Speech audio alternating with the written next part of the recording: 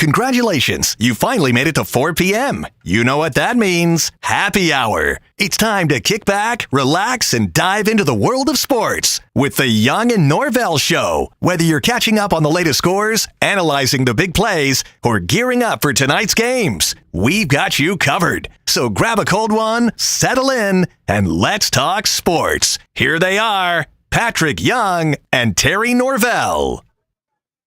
All right, there are Chamber of Commerce days, and then there are Chamber of Commerce days. We have one of those days. It could not be any more beautiful down in the Neptune Beach area. We're set up live at Sliders Oyster Bar, our Thursday home, and it is gorgeous. I don't know if you're working. I don't know if you just got off work. I don't know what you're doing. Get out, make an excuse, lie to somebody, whatever it is, get your butt outside today in Northeast Florida, number one.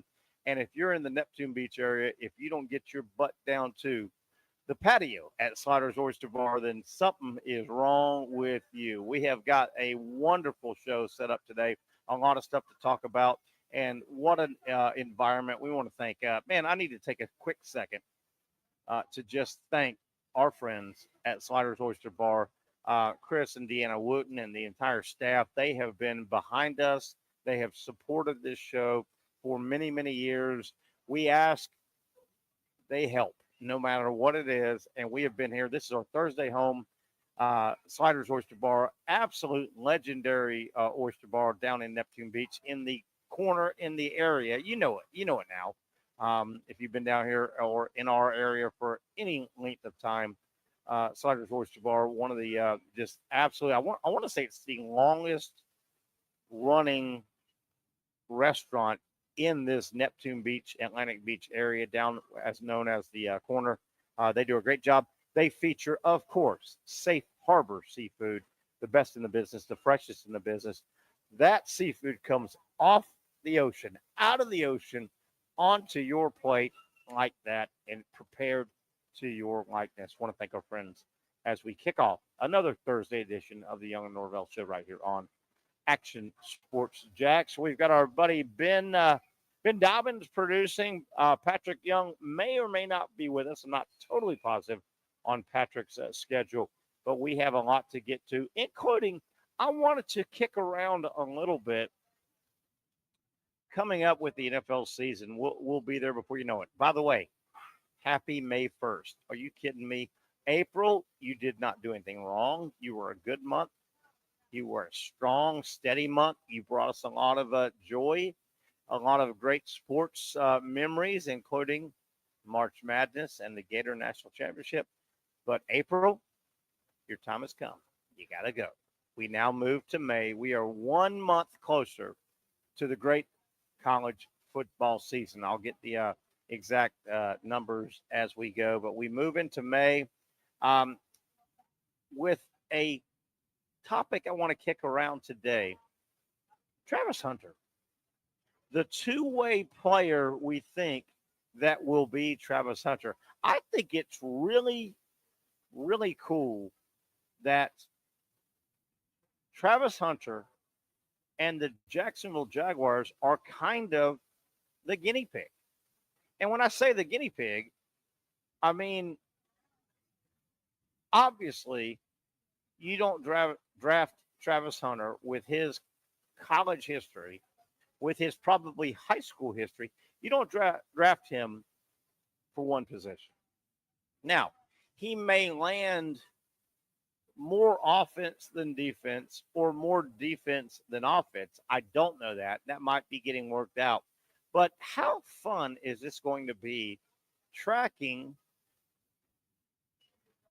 the first, what I think is legitimate effort to have a two-way player in the last 60 years, 70 years in the NFL. And I'm going to not disrespect the old guard, but we had Chuck Bednarik, and I'm not going to include the Chuck Bednariks of the world, because the two-way player back in the 40s and 50s and 60s in the NFL, I think that was more out of necessity than innovation. So I'm gonna move that aside. It's gonna be so cool to track Travis Hunter and the Jacksonville Jaguars. Now, when you say two-way player, and you mention that in the world of sports, think about sports. And I've kicked this around before. If you think about all of the sports that have been invented, there aren't a whole lot of more sports. I mean, we've pretty much invented everything. Can you imagine tomorrow somebody saying, hey, there's this brand new sport called XYZ, and you do this with a that, and you put it here? No. I know it's hard to believe, but it appears that all of the sports have been invented. We have spin-offs of sports. Arena football is not a brand new sport. It's a spin-off of a game called football, right? You see where I'm going? The Savannah Bananas, what they do is not a new sport. It's a knockoff of baseball. Now, I bring this up because Travis Hunter attempting to be a two-way player. We've talked about that over the decades. We've theorized about that, but we've never really had a guy do it and do it enough to give us some data. And let me back up before I tick people off. Deion Sanders was a cornerback. He was so talented. He popped up on offense 4 or 5 plays here or there. He returned a kick or a punt 2 or 3 times a game, but he wasn't a true two-way player. And I use Deion as an example. Charles Woodson at Michigan won the Heisman Trophy because it was neat. He wasn't a two-way player. He was a 1.10 player. He was a defensive back. He was great at what he did. He played some offense. He went and played some special teams, but he wasn't a true two-way player.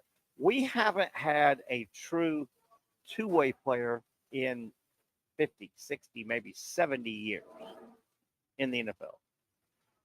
The fun thing about Travis Hunter is, I think, and maybe I'm wrong, and we may bring in my buddy Ben Dobbins, who's producing today. I think Travis Hunter, number one, to be considered a true two-way player, not a novelty player, I expect, at least early in his career here in Jacksonville, I expect Travis Hunter either on offense as a receiver or on defense as a cornerback.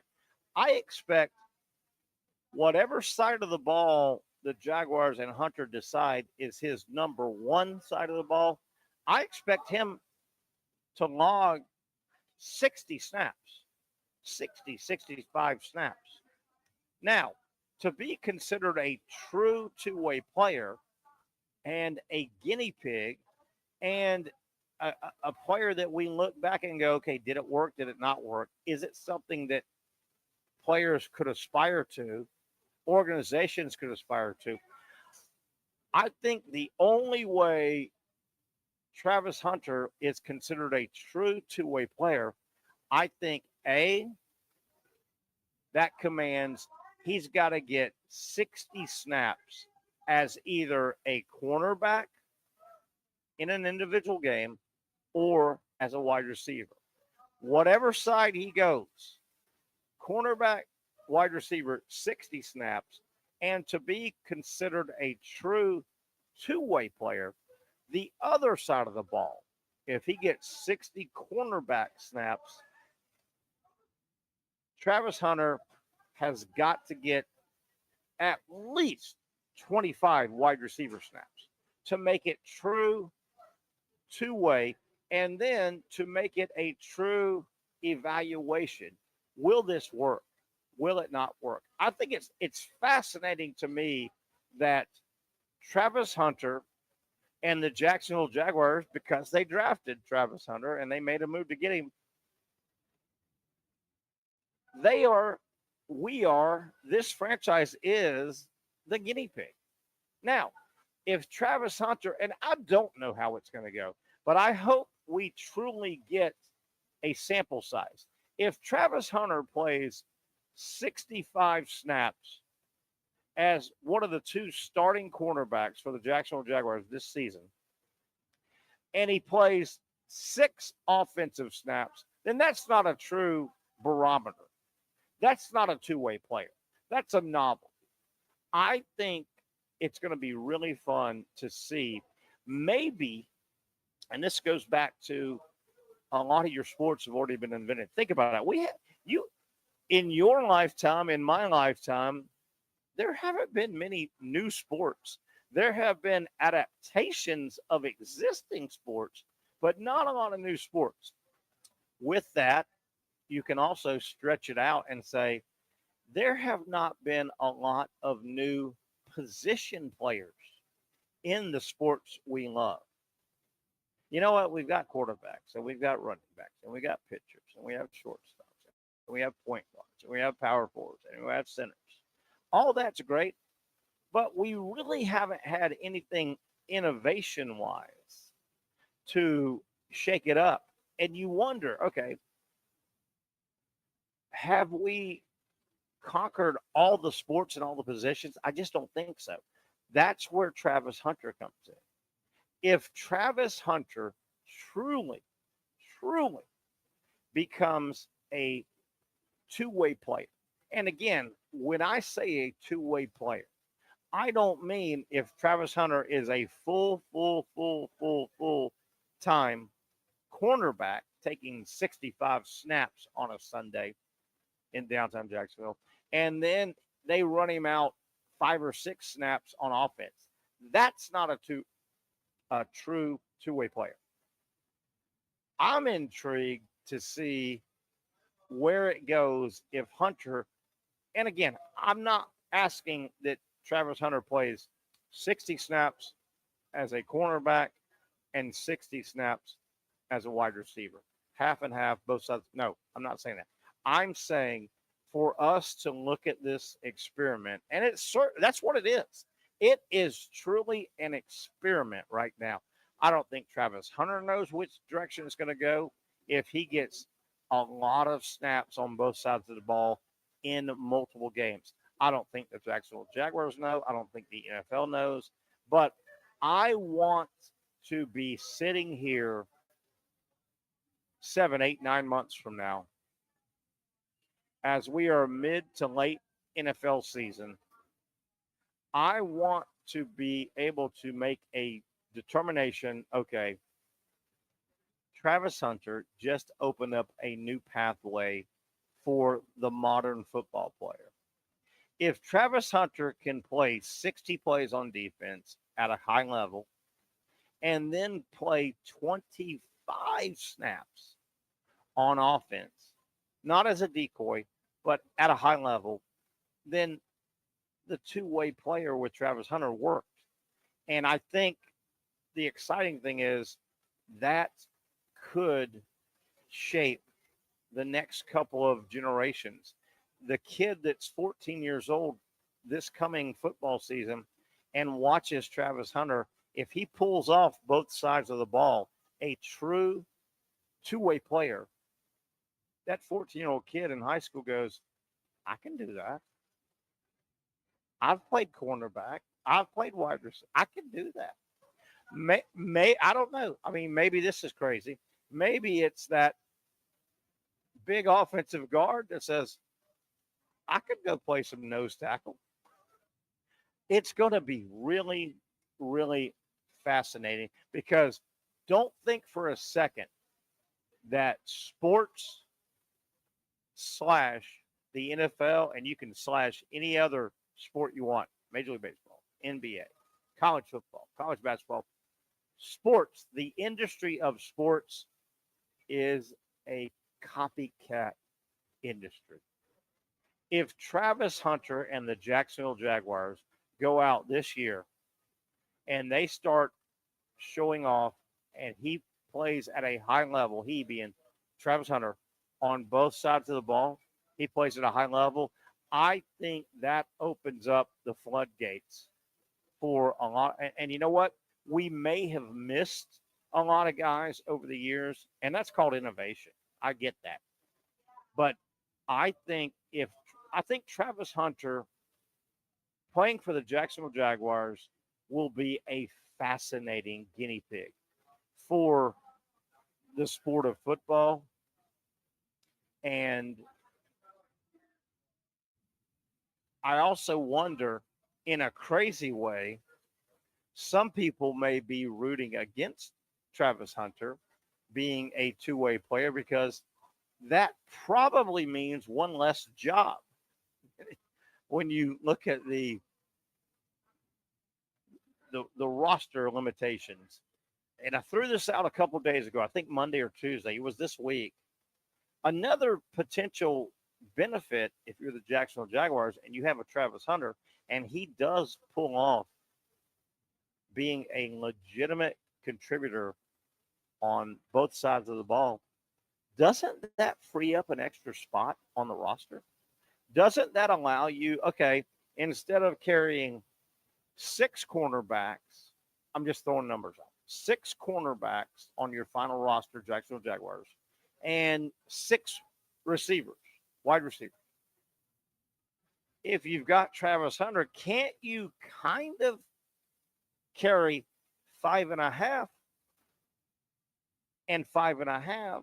And then with that dangling half, which makes a hole, can't you then take a flyer on another offensive lineman? Doesn't it free up a spot? I don't know. I am intrigued. I cannot wait. Obviously, there will be counters on every broadcast. I don't care if it's a guy in the truck assigned, count how many snaps Travis Hunter is on the field. I want to know where he was at offensively, defensively. I don't think he's going to mess around on special teams. It's going to be, I think it's going to be one of the, as we welcome my buddy Patrick Young, I think Travis Hunter and how many snaps he gets as a guinea pig. This is new, man. Nobody has really played two ways in the NFL since the 50s, 60s, 70s. And it was more of a novelty back then. As we're going to get my buddy Pat here. PY, how you doing? I see you switch the equipment up here a little bit. Yeah, we're kind of working around. That. We're messing around a little bit here. And I think I need more of that light than you. Yeah, you know, I'm pretty. We could get it over there. You know, you're pretty you handsome. You have to say it. You're pretty handsome. I appreciate, but you've been on that beach getting tan all day. No, I have not been on the beach. Hey, man, I'm really intrigued. And the Jaguars are the test. The Jaguars are really the test patient right now. Can a great athlete in the NFL play both ways? Sustain it too. Yeah. No, and again, you might have heard me when you were parking. You're not a two-way player if you're Travis Hunter and you play 65 defensive snaps and 5 specialty snaps. No. That's a one-off. Yeah. I want to see if he can go 60 on defense and 25 on offense. I'm intrigued. I think Travis Hunter is a guinea pig for the next 10 to 15 years. If he works and it works, I think there are a lot of kids out there at 14 years old. What do you think that's going to mean for the game? I don't know. Having guys that can play both sides. I don't know. Because then what's the correct body type? Like, I know. It is the only position that you can. What is the only realistic position where you can play offense and defense? Like, obviously, maybe a lot. Maybe I know where you're going. Maybe a defensive lineman can be on the offense, but like you wouldn't want to risk those guys. You know the quality level of your line. You lose one guy, so I will cross the line out. Yeah. So then let's look at linebackers. Linebackers, they're a lot faster than they used to be. Okay. But would you say a linebacker is fast enough to be a running back? Maybe a tight end. Okay. Maybe. Okay. Maybe it's, but and I hate to bring this up, but I just remember when San Francisco came in here and they ran that little swing with George Kittle and our guy Luakon got how burned. Open was he ran burned. 85 yards straight down the middle of the field, didn't he? Yes. That's a good point, though. Is it linebacker, tight end? We could be linebacker, fullback, but linebacker, fullback. But we don't think it's going to be offensive guard, defensive tackle. I just don't. That couldn't happen. But could it be Travis Hunter, cornerback, wide receiver? It's intriguing. It's very intriguing. I think that's it. Well, then maybe. Yeah, I think maybe only those utility positions like that where it can make sense. Maybe because even if Travis was, let's say, if he was a safety or free safety, I don't think we would have as much of a kind of question mark there because, I mean, how many times is the safety really involved in each snap? Yeah.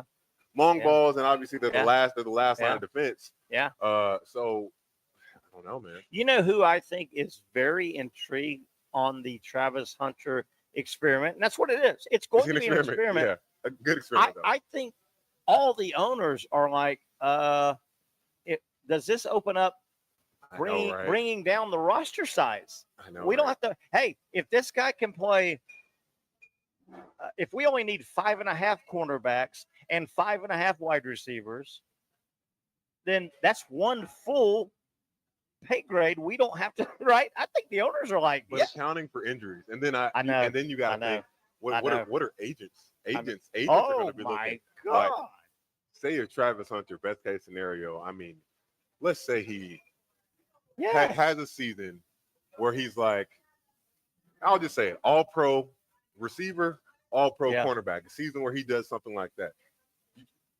He's going to demand to get paid, of course, in a way that no one else has ever been paid before. Because like Ohtani, like Ohtani and his agent, they're going, wait a minute, and he should. We're negotiating as a pitcher and a position player and a pitcher. I wonder if do they do a lot of deferred? We don't do a lot of deferred payments in football I really as don't we do know. in baseball. I don't think so. I don't think so. I don't think so. Nothing outside of like if a guy retires from injury or something like that, where they'll keep paying him for a while or something. Now, if we truly have, if Travis Hunter is the test case, and he ends up playing 60 snaps, whatever, either wide receiver or either side of the ball, and then 25 the other. To me, that's a two-way player. That's significant. That's a two-way player. Are you better off? And this is all guinea pig stuff. Yeah. Are you better off as a franchise getting 5 years of Travis Hunter being really good as a wide receiver and a cornerback? Or are you better off getting 8, 9, 10 years of Travis Hunter being a really good wide receiver or I don't know. It's a guinea pig. I don't think you can go wrong because of how great an athlete he is and how it's so crazy, man. He's such a fluid athlete. I know. Like I know when they were playing North Dakota State or whatever, but it's the way he caught the ball, spun, and it seemed like he was at full speed in 2 steps. I know. Because the safety came and had an angle, but because he didn't get there fast enough, and you got him and Brian Thomas Jr. Yeah, I mean, you got to have a compliment to Trevor Lawrence, who is going to be the most important person. Yeah. So, big picture, I'm going to say, if you had to commit to him being elite at one position versus being solid at both, like still a good player, maybe 1 year. Yeah, I know. I don't know. What's better? What's better? Elite 10 years, solid 6 years, both. Because then what if you get injured and you make a and then if you get injured, if you are a true two-way guy, you've lost half a wide receiver and a half a cornerback. Yeah. This is all new ground. I can't wait to see this experiment play out. I know. Right? And I'm just praying and hoping that somehow Jacksonville doesn't get some curse where he gets injured in a preseason game and season's over. The anti side, the minute he tweaks it, and you know what? You're gonna tweak, right? You're gonna tweak in sports. The minute he tweaks something and he misses a couple games, oh, there you go. We've missed 2 positions, cornerback. But it's all new. It's all new. This has to be cool for you. And shout out to my buddy Gene Fournette. Yeah. Actually just retired How about today. that? 44 years. How about Jacksonville newspaper. He's done a lot of columns on you. Yeah, done a few things with me throughout the time. And I mean, I almost wish he was doing one more year just so he could this new fresh perspective of something that the Jaguars are trying to do and make it happen. And I mean, crazy. He started writing before the Jacksonville Jaguars were a franchise, which is wild. And to see that come full circle, he said his best moment, I was reading the article on the way over here, was Tony Baselli and Leroy Butler getting inducted in 2022. How about that? Yep. He did a big piece on you, didn't he? He's done quite a few. He's done. He's done. My whole family knows him. Yeah, and Gene's a unique guy. By the way, Times Union sports writer Gene Fournette. I guess he's got one column coming out, or did he have it? He's released, or one final column's coming out maybe today, yesterday. Well, today, Friday. What he wrote. That was his goodbye. And Gene is a guy, he's been here 40 years, right? He's from Vermont. Yeah, right. Vermont. And if you earmarked it and said some dude is going to roll into Jacksonville, Florida, down south, Gators and Seminoles, and they're going to get an NFL franchise and Southern. Some dude's going to roll down here and be the 40-year columnist from Vermont. I would have said, "Are you out of your mind?" Yeah, absolutely. Yeah, without a doubt. He's a good dude, what are you doing? What are you smoking? But in reading, because it's so interesting, you saying that his dad stopped. Let's say at age like 11 or 12, right? Told him, "I'm not coaching you anymore." Okay. He thought it was time, and a lot of things were changing. And the new coach that he ended up having at that young team was a writer. And that was his pathway of getting introduced to the world of sports writing. Because at some point he realized, I'm probably not going to make it big on the baseball side. So I can be around sports by writing about it. And I've asked you you this a million times. Shame on me. I'll answer it. I've never been a good writer. Writing's hard for me. Getting started, and then where do I snap a paragraph? Where do I start a new? Have you been over your professional career, are you a good writer? I'm not a good writer. I'm a decent writer. And actually, it's funny you say that. I want to, I wrote, with Kevin Brockway and Gainesville Sun. Sure. They had me write a forward to honor and commemorate the Gator team that won the national championship. So, see if it's not that long, but it's pretty good. Now, did you write it? You didn't do Chat GPT. Yeah, you didn't cheat.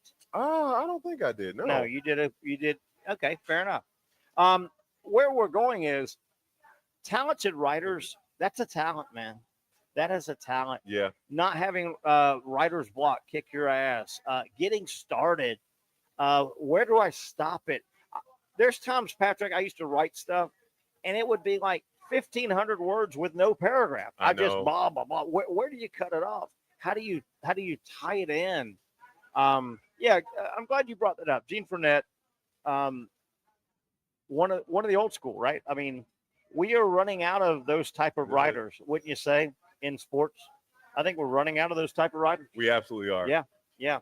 I mean, look, radio and the newspaper, and I mean, there's so many podcasts, and we have become a culture of convenience. And good point. I mean, I hate to say it, man. Like sometimes I want to crack open a book and want to read more, but it's so hard to stay focused because I agree. I can listen to the book. I can and then watch this thing. And this thing is sitting right there. And Pat, look, you're reading the book. You're reading the book, and then you grab this thing. I know. And then you're reading, and you grab this. And I know. Who called me? Who texted me? So last night, I left my phone in the car on accident. It was the best thing ever. Really? Oh, dude, I got in my room it's winding down. You did not go get it until the morning? No, didn't go get it until the morning.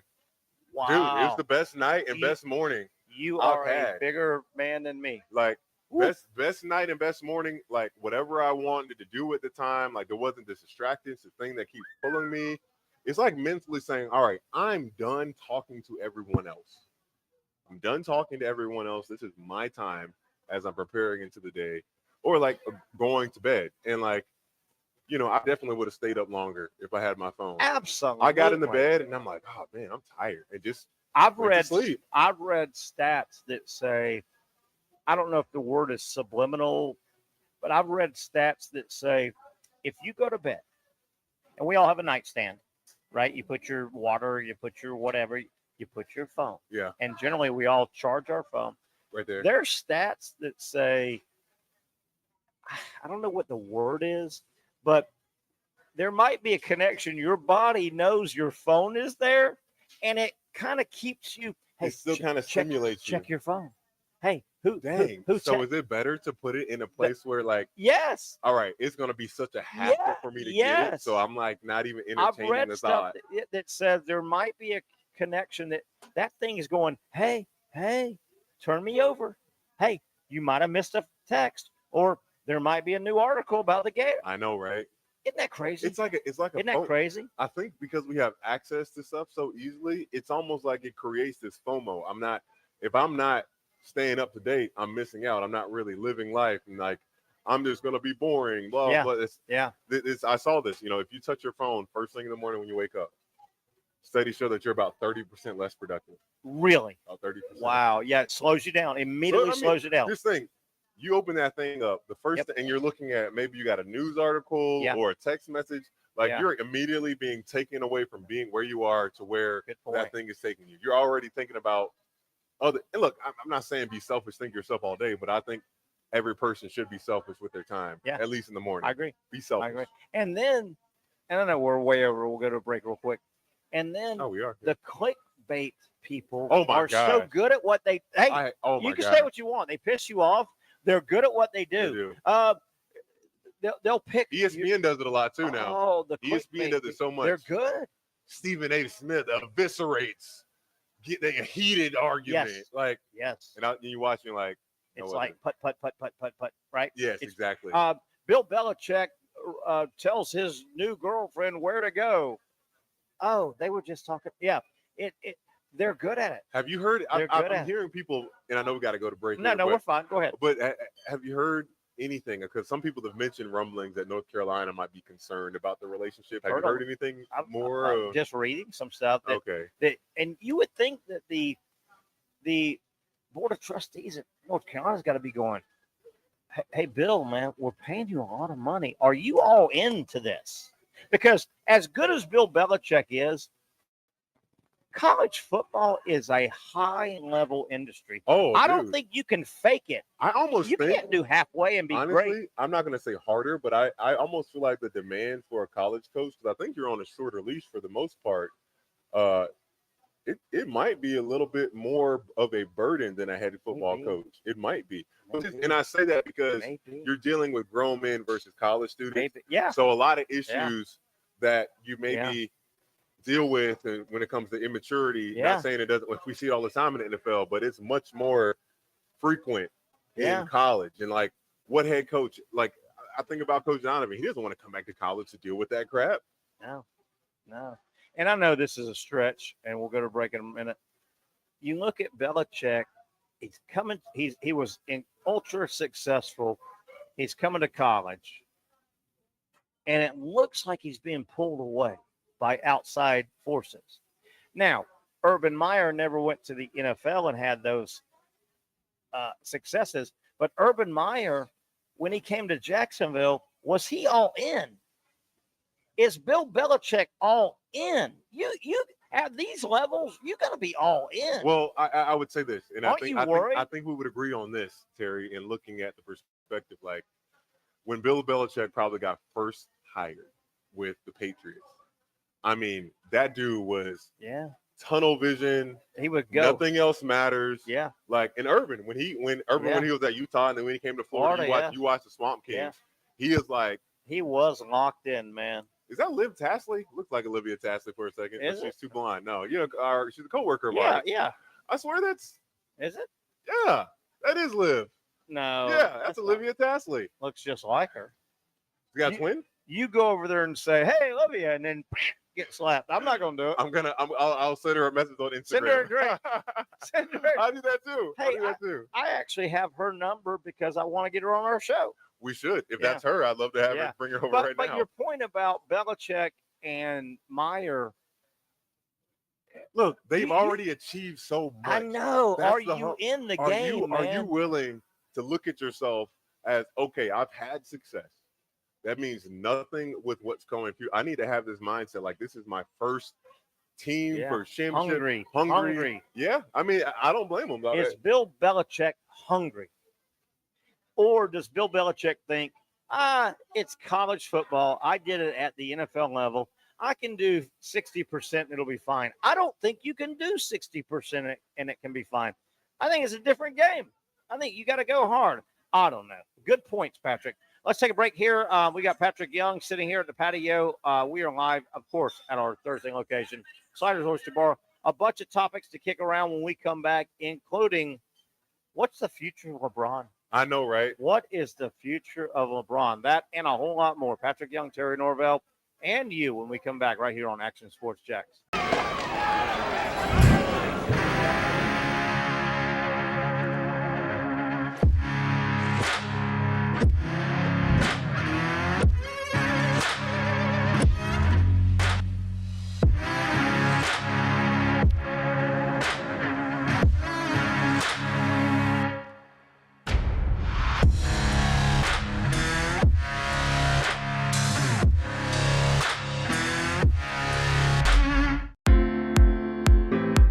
At Southeast Orthopedic Specialists, we know pain and injuries can stop you from doing what you love. This is why our board-certified orthopedic specialists offer the latest in both non-surgical and surgical treatment options and create a treatment plan tailored to your unique lifestyle and goals. So, whether it is a sports injury or that nagging pain that's keeping you from doing what you love, our team has the right treatment for you. For more information or to schedule an appointment online, visit our website.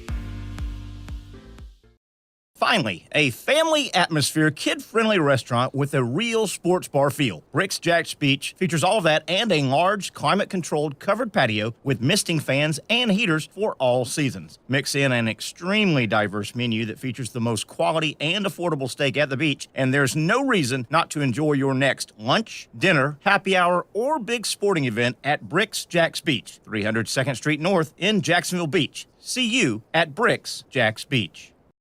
You really got to hand it to him.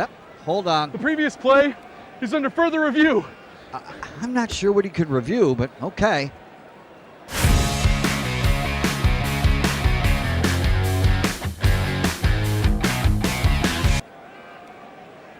Sure has been a while.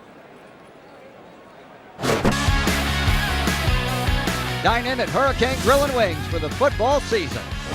Well, there he is. Oh, what is that? The Action Sports Jacks 24/7 network is streaming. I'm Stuart Weber, and I'm here to teach you a nice 3-step process on how you can watch all your favorite programming from the Brent and Austin Show every weekday 10 a.m. to 1 p.m.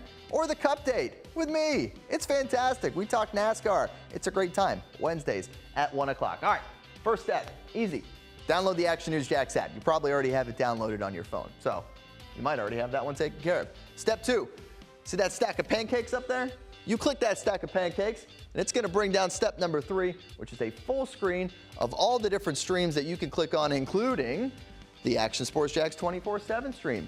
You click that, the video's rocking and rolling on your mobile device. You're watching all the shows you want to, and you're having a good time. You can also do it on your smart TV with the Action News Jacks Now app. I do it on my Samsung TV at home. It's a great way to watch it on a nice, large screen for all the content. That's the Action Sports Jacks 24/7 network. Hope you can find it. You trust CGC to make your water great, and now you can trust CGC with your plumbing needs as well. Fast, convenient scheduling, licensed and insured. A quick call away at 904-552-1242. You never know when you're going to have an issue with a shower, toilet, or maybe it's a sink that sometimes is easy to fix. All right, let's be honest. I'm not fixing anything.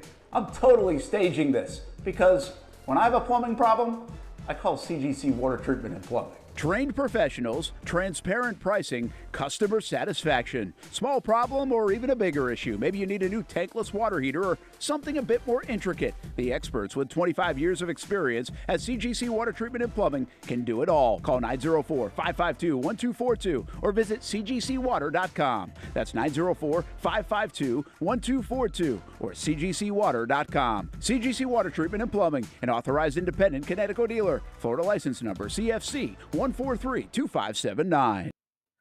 All right, the patio is filling up here. Happy hour is underway. We are at Sliders. Do you have a beer there, Terry? Is that yours? No, that was sitting there. I don't believe you. This PBR? No, this is my water. Is PBR, is that your go-to? This is my water. PBR is your go-to, huh? It's my water. That beer has been sitting there since I walked up here.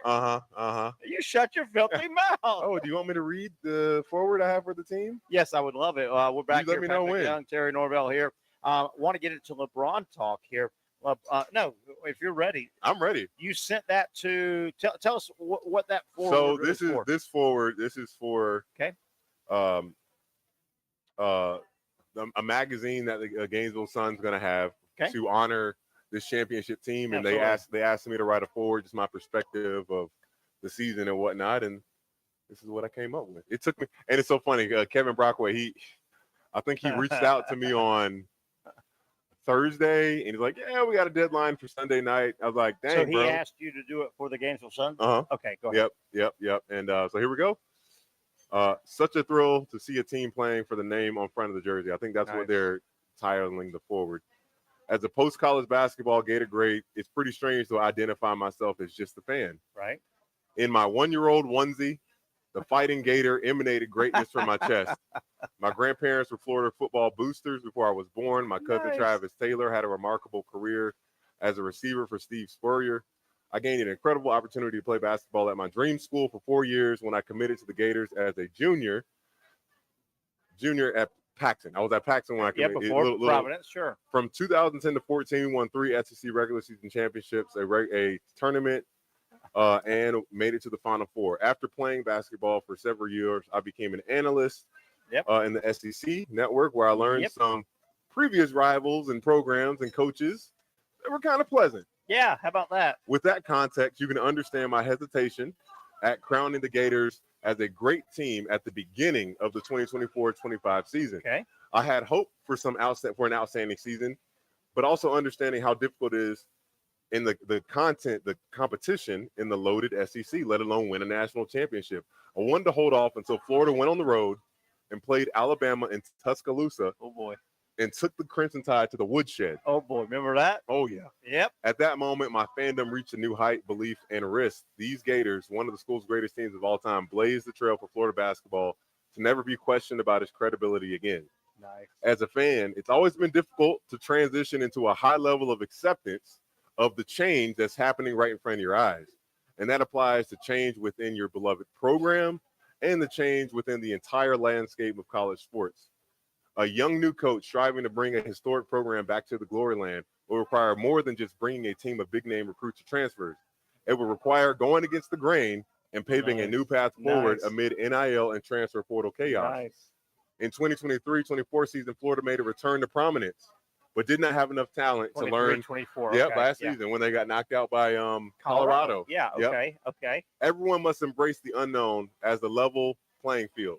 Thousands of possibilities could occur, but I would compare the predictability to the probability of filling out a perfect bracket of what's going to happen. 0 chance. It never happened.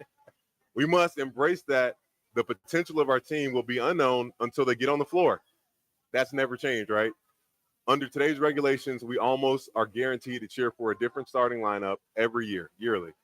The strength in these Gators came from senior guards Will Richard, Walter Clayton, and Elijah Martin. Nice. They committed to giving this last run all they had, and my gosh, did this team squeeze out every ounce of talent. Every ounce. Every ounce. I firmly believe this team had a chance to be great, and I wanted to remain emotionally neutral and fair. However, when Coach Ty Golden and the Gator boys continue to stack up victory after victory, especially by dismantling the Volunteers by 30 points, I know this team had one goal in mind. Oh, you got to take shots at people as you write these things, right? Nice. It just took time for the world to catch up. And about midway through the season, you couldn't hear enough praise of this Gator teams and their completeness as a team. They had all the pieces to make it happen. Golden finally had his team full of players that remain in the top 10 in defensive and offensive efficiency for the majority of the season. Preach it, brother. My greatest fear regarding the landslide changes in collegiate sports revolves around this question. Right. Has the dream school dream been shattered? Okay. Will we ever see athletes playing for the name on the front of the jersey more than the one on the back? And the money. Right. Yeah. I understand those things don't have to be exclusive, right. But any name attempting to be above the program significantly can deter loyalty, sacrifice, and unity. It may be rare to see all those traits every season, but my fears are far less because the 2024-2025 Gators. They showed me the beauty of guys committed to each other and the program of leaving it all out there and picking each other slack. This team never wavered. This team never stopped believing, especially in the second half, frequently. Yes.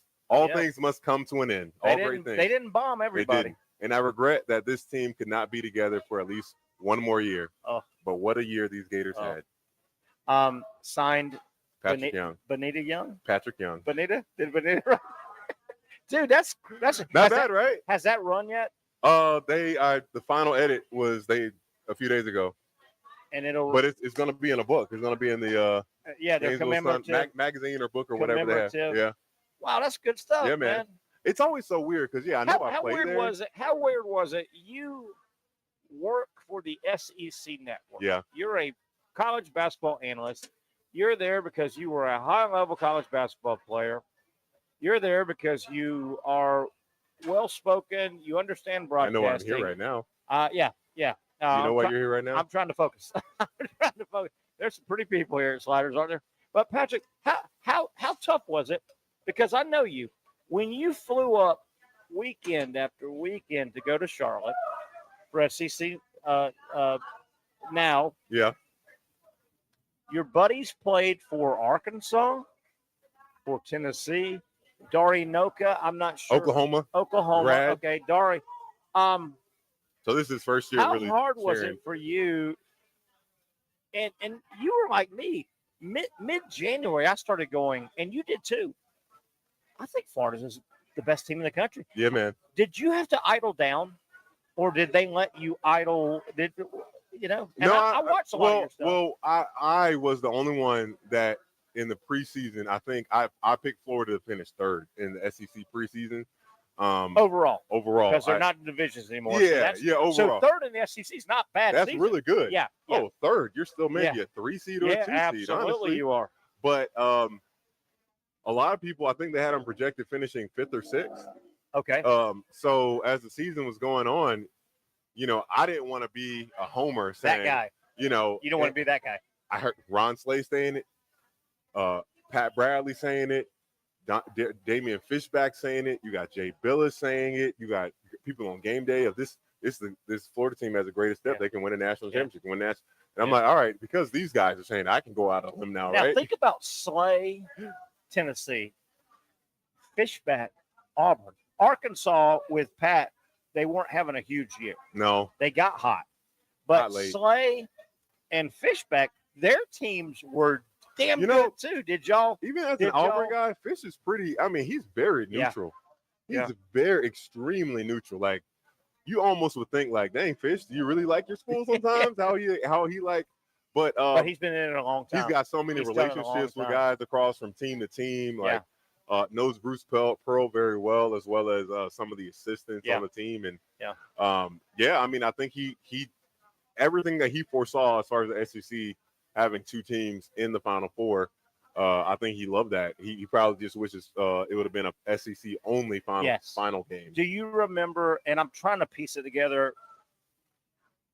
SEC Network.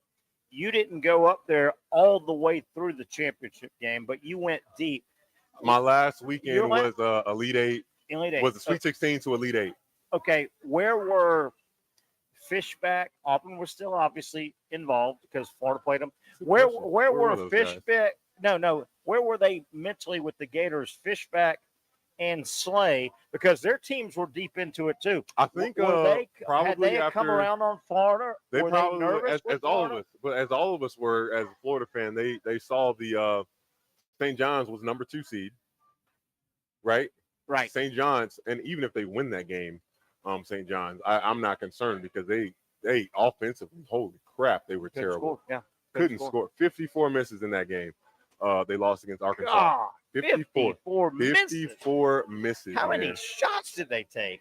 75. My. It was 21. It was 21 of 75. I know. I can't believe I remember that. Only person that loved that is if you were a defensive rebounder. Yeah, well, that's Texas A&M. That's what they kind of their approach. But Buzz is no longer there. Wow. Yeah. But yeah, man. Say that number again of misses.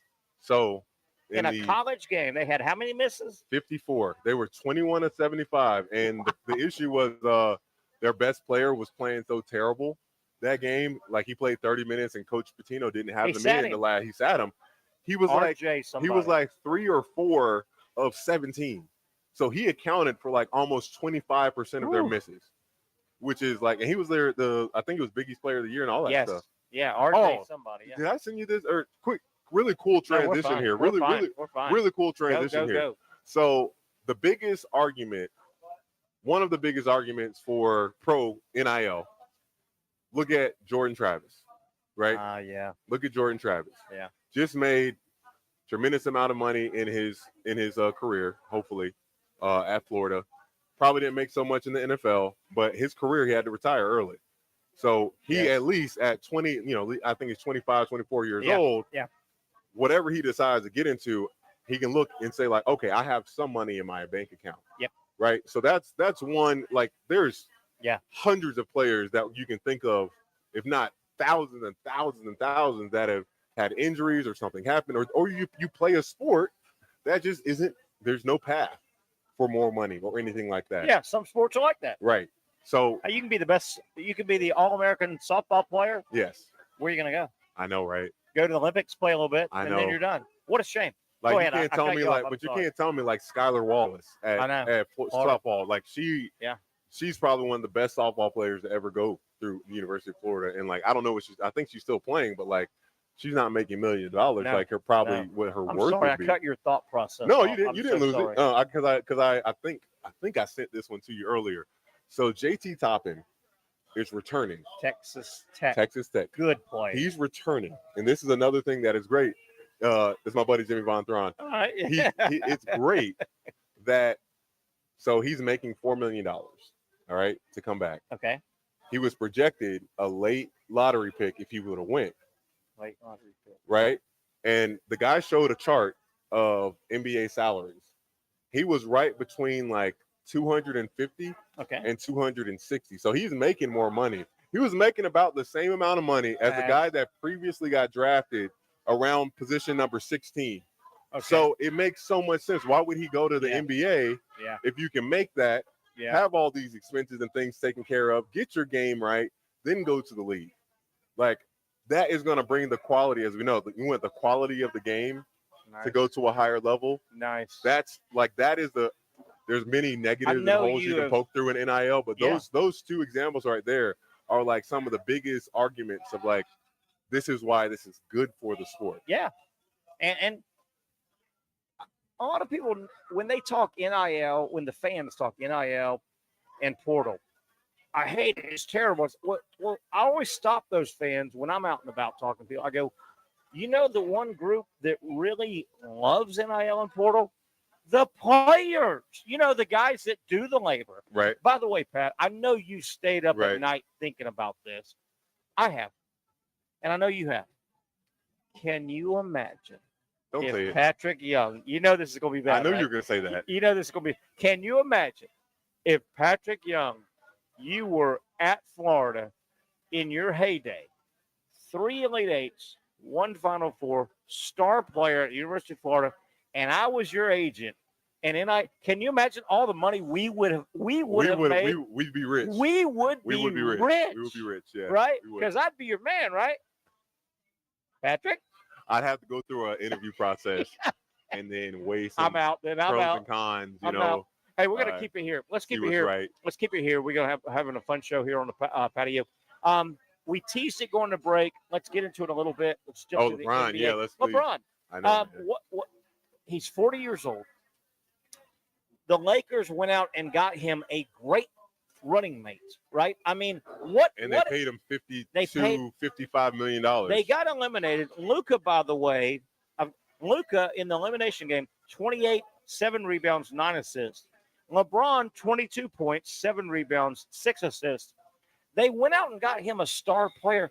What else can they do? Should LeBron just say, I'm done? I mean, what is LeBron going to do? What can the Lakers or LeBron do? Do you remember what it was said that the Lakers' problem was before the trade? No. That they needed to get a center. Remember? They needed to get a center. Anthony Davis, but he never could be healthy. Well, it would have been great to keep, wouldn't it? Could you imagine Anthony Davis, but Luka, he couldn't stay healthy. But so that's what they're saying. He could. Well, no, they wanted AD to stay at the 4, so they wanted somebody else at the 5. They remember they tried to trade Dalton Connect, and Mark Williams. Dalton Connect from the Lakers to Charlotte for Mark Williams. He played at Duke. He's like 7'1", but he didn't pass the physical. Wow. Didn't pass the physical. So that could be LeBron's comeback. So well, Jackson Hayes, who started for the Lakers this series, he averaged like 7 points a game. Who's Jackson Hayes? I know, right? Exactly. So that could be LeBron's comeback. And the reason I bring that up, Rudy Gobert went crazy. He ate him up. He had 27 last night. And Rudy Gobert is not a scoring guy. He ate him up. LeBron, I've got his numbers here, Patrick. How about this? LeBron now, his season's over. Okay. Yep. He has an option, 25-26 season, right? That's next year, the 25-26 season. His option is worth $52.6 million if he opts in by June 29th, or he becomes a free agent. Obviously, the draft is right around there. You're LeBron James. You're the Lakers. You're 40 years old. You're going to cost $52.6 million if you opt in and they agree. What do you do? That's a tough call, man. If you want to win, he's still got game, but he's not LeBron. But do you think is his if you take this approach, because I feel like LeBron can do whatever he wants, right? Sure. You're in a position where you can stay, you can retire, you can renegotiate your contract. I would go to the Lakers and say, hey, I'm all in. One more go. I'll cut my contract. But I want us to get a center. A 7'1" guy. A guy that can come. I want us to get a center, a guy that's, or whatever changes. Like, hey, if I'm LeBron, I'd be willing. I mean, he's a billionaire already. I'd cut my contract as much as I could. Kind of like a Tom Brady. Tom Brady, man. Like, you want to win one for the skipper, the Gipper? Yeah, win one for the Gipper. Now, Patrick Young, does LeBron come? And think about Bronny. You just took the words out of my mouth. I was going to say, does LeBron come solo, or does LeBron force a bracket with? Is Bronny part of the equation? And if you're a franchise, you go, Bronny can't play. Leaving him high and dry. What do you do with Bronny? You can't leave Bronny high and dry. What do you do with Bronny? Yeah, what do you do? I don't with Bronny? know. They say his other son's better than Bronny. What he does, he absorbs his talent like Space Jam and put it in the ball, and he gives it to Bronny, and Bronny takes all the NBA talent that LeBron has, and then there you go. Yeah. It would be hard for me if I'm a Laker fan to go, okay, well, if we can just pair next year LeBron with another great player. Luka is a great player, right? Isn't Luka a great? Is Luka top 10 player in the league? I think so. Yeah, right now. I mean, they paired him with a great player. It'd be great to see Luka like points and they lost. I love, and I think Luka and Jokic, like those guys are so good with body control. So I'm not sure if Luka necessarily needs to lose weight, but wouldn't it be cool just to see him in like the top best shape that he can be in? Because he's solid. And does 28 turn into 35? Yeah. Like it's just his ability of creating space. So I'll have to be out of here by 6. Yeah. All good, brother. Good to see you, man. Hey, how you doing, my friend? Doing stand-up comedy downtown. Come on. Stand-up comedy? We have a comedy. Jack's Comedy Zone. We have Jack's Comedy Zone. Do you know Mike Friel? Yeah, Mike Fried. He's our. We do it. We're bringing him on every Wednesday or Monday. Monday. That's right. Yeah. If you come to the show, I have a whole bit from my college. Give us a card, man. Give us a card. You have a card or something? Or reach out to us on Facebook. We'll be there. We love our show's a joke. We love comedy. Let's go, bro. Nice, Patrick. Our show's a joke. We love comedy. Oh, cool. Alex Stein, I got a feeling you got some funny stuff. Then I already know those. Alex Stein. He's really good. Let me see this guy at just making people feel so awkward. Now hey, when we come to your show, we're gonna jump in and be hecklers because you're heckling us right now. Yeah, heckler. Okay. Yeah, you heckler. Get a photo, my man, right here. His dad actually, JVT. His dad actually did some work on my knee back in the day. I like it. Yeah, I like it a lot. Hey, we'll be in touch. Yeah, we'll be in touch, my man. Absolutely. Oh, that guy. I know, that's cool. Yeah, for sure. Hey, he was always he's always been funny. No, since we went to high school together, he's always been funny. Does it say his name? I don't see his name here. Jimmy Von Thron. Oh yeah, that's the guy you just pointed out. Oh, yeah, that's your buddy. That's him. Yeah, he's a comedian. Were you not here when he handed me the card? Yeah, but I didn't put two and two together. He's that guy. He's that guy. Is Zach here? Zach? No, that's we got Ben back there. Oh, Ben. Look at his Cincinnati Bengal. Yes. That's sweet. Yes, and you couldn't tell that this was the same person that just was here. No. What's that? Are you having a senior moment? No. I am having a senior moment. Oh boy! Now we better hope Mike Freed, our buddy from Mondays, doesn't get mad. But we got more room, right? We have plenty of room. 5 days. Plenty of. Hey, I will never.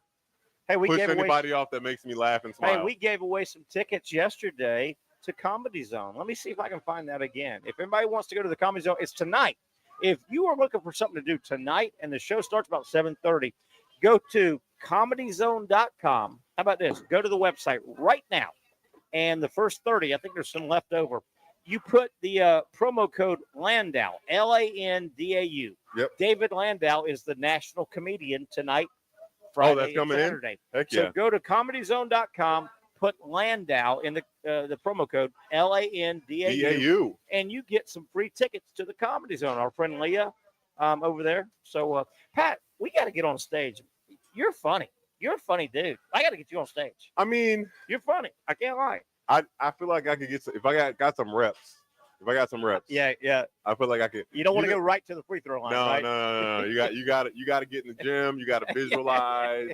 Yeah. You got to watch some film. What was the highest free throw percentage you made at Florida in 4 years? My last did you make year, it in the 60s? I think I was 65 my last year. That ain't bad, right? Yeah, I think I was 65 my last year. How bad were you at the beginning? It was like 50. Were you mental? Was it a mental thing with you? Is that humiliation? They didn't lose. They lost by 3.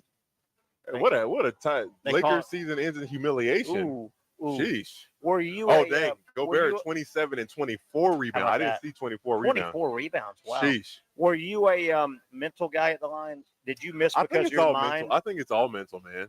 Yeah. It's true. It's like accepting you can't be you're never going to be a perfect free throw shooter, but like if you can make one with a perfect switch, why can you not do the same thing over and over again? The distance doesn't change. The ball doesn't change. In your 4 years at Florida, was it so bad they were going, foul Patrick Young, foul that guy, foul number 4. He can't make a free throw to save his life. Maybe my freshman year, a little bit. Maybe. Did you see the stuff behind the basket? On the road when they're doing umbrellas and did you see all that or no? I remember UConn, their place, because their student section is right behind. They got like those it's a think of a big circle, and it's like you get a pencil in the middle and you spin it, and it has that line, that hypnotizing line. Yes. Yeah, they had a bunch of those. Those get you. Those get you a little bit. Or I like when the fans they lean this way and they go that way. Yeah. Were you a guy that if you banged into, did you kind of taunt a little bit or no? Did you just say, let me run back to the other end of the court? I don't think so. Yeah. I don't think so. Hey, you remember the rubber face guy at Alabama that was? Oh my gosh, you love that one. You love that one so much. Remember we had that guy? You love that. I wish we could find him. Don't you wish we could find him? I've got that. I hate that picture so much. That guy was hilarious though. He had that rubber face. Hate it back, so much. You remember back in the era where fat heads were in? I think they're gone now. Remember, it was called a fat head, and you could have a fat head made of yourself. Right. And he had it because he had that weird Jim Carrey looking face. I know, right? And you were shooting a free throw, and there's a picture of him behind you in Colby. I hate it. You gotta. I was dunking. Guy. I wasn't shooting. I was just dunking the ball. Oh, it was dunking. Oh, I'm sorry. I'm sorry. Do you remember your first dunk? I know I've asked you this before. Eighth How grade. old were you, and where were you at? Do you remember the first time you finally had you been chasing a dunk? Yeah, of course. Every kid is. I mean, you start by one that you're chasing. Can I touch the net? Yeah. And then every kid's trying to slap the backboard, Yeah. and you're just getting closer and closer and closer as you get older and getting stronger. And Do you remember your first one? it was the end of my 8th grade year, kind of where I started making it. I mean, it's still tough because you got to be able to grip the ball. Yeah. That does help.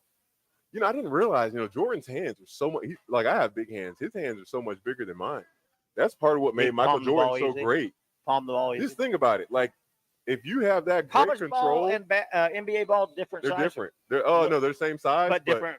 The Texture? material. Yeah. Yeah, I never liked the NBA ball texture. It always felt a little too smooth. Slippery or yeah, but like they tried to switch the grip years ago to make it more like the Nike ball in college with more feel. I remember that. The players hated it. Your first dunk was, I'm assuming it was practice. Yeah, of course, not in the game. Do you remember your first game dunk?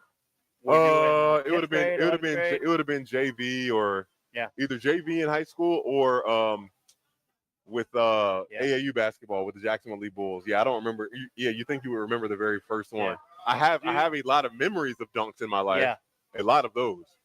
Your best dunk, was it a one-handed hammer or was it a two-handed? Were you a two-handed best dunk guy or? So I was such a power guy. Like, I mean, I could windmill both sides, like this way and that way.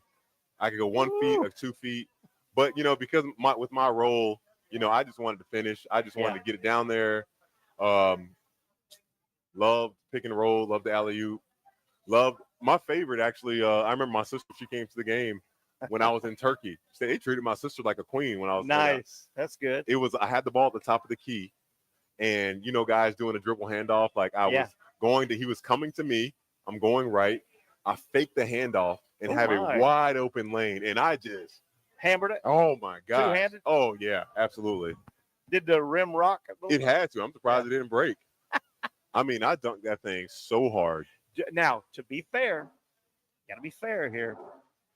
Do you have a moment? Did somebody? I don't care if it's dunk on me.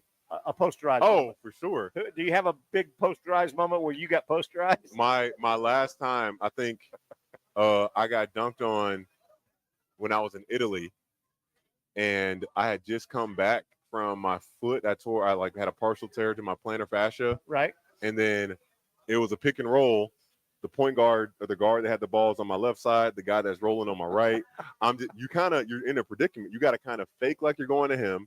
Okay. And keep him in mind because you don't want to get too far away. And him was a big dude. He passed it at the right. Him was a big dude. Passed at the right time. I went to go and try to contest. Man, he threw it all over me. Foreign kid? I think it was American. American. I think it was American. I think he was. Was it an and one? Yeah, it was an and one. Yeah, it was an and one. When did you and your parents know that you were going to be 6'9", 6'10"? What were y'all doing the medical? When I was born. Yeah, I was in the 99th percentile when I was born. They could tell. The doctor said I was going to be 6'8" at least. Really? Which is crazy. Really, and your dad's tall. Dad's very tall. Your dad's tall. Oh, he's 6'3". My dad's 6'3". Yeah, pretty big man though. He's big frame, big man. Yeah, absolutely. But when you were born, they can do that guesstimate thing. They something about the growth the plates. bone Something about your growth plates. Yeah. But you were projected to be 6'8", 6'9", 6'10". Yeah. Did you call yourself 6'9" or 6'10", and did you do the barefoot versus shoe thing? It's the family show. Yeah. How dare you ask me such a preposterous question, Terry? Okay, my bad. My bad. 6'9". I would go 6'10" though. 6'10" looks a little different. 6'9". Okay. Fair enough. Fair enough. I mean, I am, but I actually am. But you were projected to be a tall dude. Yeah, which is great. Yeah, it's just so crazy. It's incredible that they have the science to showcase that because of that accuracy. And you're from an athletic family. Because of that, do you feel that your mom, dad pushed you to basketball? Absolutely not. No, they Absolutely did. not. They did not. Your mic cover came off. Thank you. But 6'9" basketball. Because baseball is my first sport. I think I told you that. You told me that. Yeah. Loved baseball, absolutely. And looking back, I'm like, dang, it's so hard to make it in baseball though, man. Yeah. I think you have a better chance if you're tall and you're a pitcher. You might have better odds. Yeah. But that still doesn't get. There's so many kids that think they can be pitchers in the MLB and Yeah. they're gonna make it. Yeah. I think it was about age 17 where I was like, all right, like I'm gonna be a baller, like Now- basketball player, no more baseball. And we're going to keep it here for a few minutes. And this is fascinating. I think people watching. You were projected to be 6'9", 6'8", 6'9". The docs can do the growth plates, and you didn't just become born like this. When did you say, "I like the weight room. I want to add to my"? When did I actually say I like it? When did you transform your upper body? Because obviously you're not born. So I just like remember, this. I do remember. This was so my dad in middle school. He would start getting me up early because he taught at the middle school I was at, Okay. James Weldon Johnson. Okay. Oh yeah, I went there. Yep, I went to James he had me going to the gym and had a trainer and stuff where I didn't enjoy it. I didn't like it at all because I didn't want to get up that early, you're and I didn't. 7th grade or whatever. I don't think you need to lift weights that young. I think body weight Did he and make then you do it? agility. I mean, he's doing the best. He played. My dad was a football player. He's doing the best with what he knew, and but the habit is the most important point and thing, and getting exposed to that. So I'm going to see at some point you get humbled, right? Yeah. You're like, dang, these guys are much stronger than I am. Yeah. And faster, blah blah blah. Yeah. How can I improve? I started working at the Hit Center here. Okay, I know that Jerry place. and Sanders. Yep. I think he has a place called B3 now. B3 Yep. Sports. I know the Hit remember Center it back was in the day. crazy from my freshman. It was from freshman year to sophomore year, where somehow I just gained 15 pounds of muscle. Because one of my best friends, he was like, when we came back after the summer, he's like, "Dang, Pat, you've been working out." Yeah. Yeah. So So it was half and half. You added weight, but you were working out. It wasn't until college where I actually kind of started to love it. And did you eat up the weight at Florida? Did you eat up the weight room? As much as I wish they would have done it a little bit differently, because I didn't need to work on my upper body strength. Right. I needed flexibility.